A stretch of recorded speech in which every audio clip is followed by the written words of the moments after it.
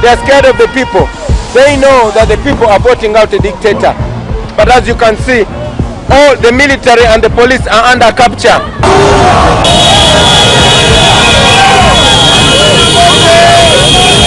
This love is the fuel that keeps us going. Many times, as you have seen, they are hounding us. They are beating us left, right and center. They are tear gassing us. They pepper spray us. They even shoot live bullets at us. Every day, there are 99 reasons for us to give up, because it's dangerous.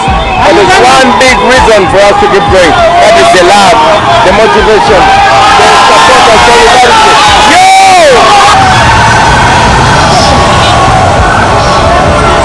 Uganda, a nation with a powerful history, a resilient people, and a president who has ruled for nearly 4 decades. President Yoweri Museveni has always projected strength, control, and unshakable political dominance. But today, something different is happening in the streets. Something different is happening in the universities, in the markets, in the villages, and online. Something that he can't believe it. As the political temperature rises ahead of January 15th, one name keeps echoing across Uganda like a heartbeat that refuses to fade. Robert Kyagulanyi Ssentamu, popularly known as Bobi Wine. What a love! What a love! Hey! Hey! Empologoma indido! Empologoma yegwanga! Empologoma yegwanga! Empologoma yegwanga! Empologoma yegwanga! Oh! What a love! What a love! What a love! Oh my! Eno ye Kampala Central! Eno ye Kampala Central! Bobi! Oh Bobi! Bobi! Bobi! Bobi! Bobi! Bobi!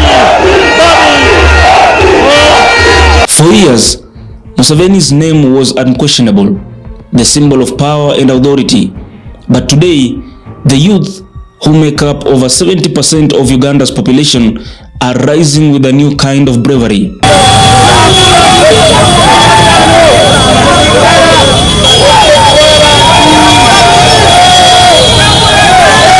We shall never give up! We are not going to stop!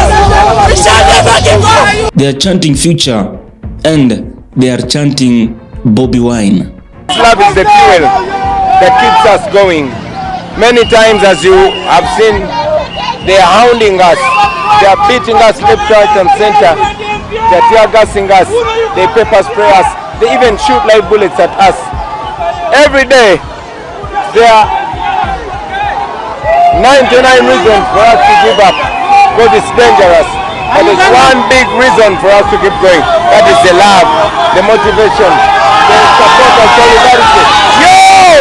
Walk through Kampala today and you will feel it. The whispers in the streets are louder than ever. The posters, the chants, the red berets, the determination in their eyes, all speaking one language, one message. They believe in a Uganda that belongs to them, not just the political elite. Many young Ugandans say that they are tired of unemployment, tired of fear, tired of recycled leadership, tired of promises without transformation. And for them, Bobi Wine represents something Museveni cannot manufacture. I've come for Bobi Wine's rally because of Bobi Wine's ideology. I would go to Museveni's, but there is no any ideology that is new. Every time he's bringing more things that secure your future. Like how? That now protecting the gains. Like which ones? That's why today I decide to come on Bobi's rally. That thing is hope. For Museveni and his camp, this is shocking. This is unsettling. This is something they did not expect to shake the ground this hard.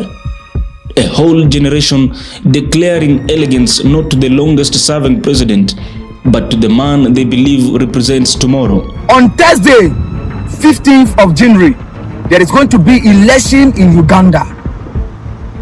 There is going to be election in Uganda. The reason why we are standing in presence of this freedom and justice is because there is no freedom and justice in Uganda.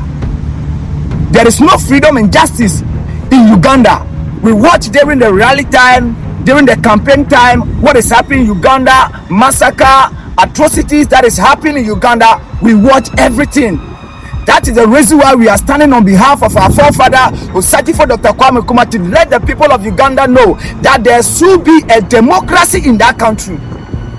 If Africa, ECOWAS, we are saying that we are practicing democracy there, therefore there is no democracy in Uganda according to what we are seeing. And I'm not the only person who is seeing that. I know ECOWAS leaders, you are seeing it. African Union, you are seeing it. The word United Nations, you are also seeing what is happening in Uganda. Is that how we practice democracy? Is that how the democracy you give to the people of Africa? Is that how you are practicing it in Europe, in America? If this is how we practice democracy, then democracy is not good in a country called Uganda. But if that is not how we practice it, then let democracy to be restored in Uganda. A man who ruled people for 40 good years. The people are fed up, and all they are saying is that they won't change. But now, whether Bobi Wine wins or not, one truth is already written in history. Uganda will never be the same again. The youths have spoken. They have shown courage, they have declared their voice, and the voice is refusing to be silenced. It is important for us to challenge the authoritarian ruler again and again and again until we eventually get our freedom, because not challenging him means giving up. Yes, we know that all odds are up against us, the military, the police, and all institutions of state.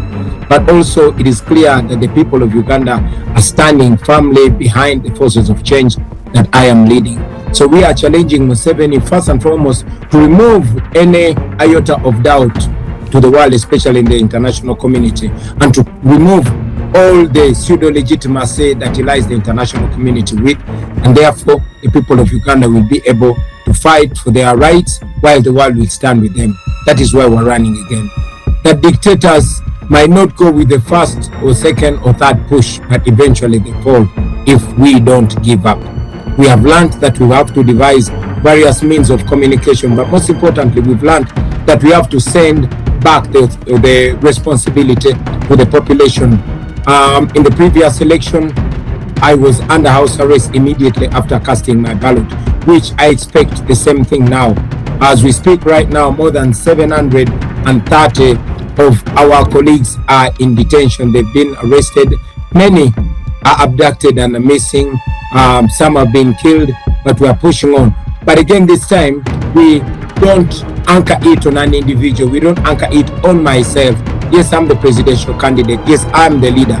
But we have tasked the people of Uganda to take charge of the campaign, to take charge of the voting, of the vote protection, but most importantly, in case Museveni rigs the election, like all signs are showing, the people of Uganda must rise up and demand for their victory. But now, as January 15th approaches, one question remains lingering in the air.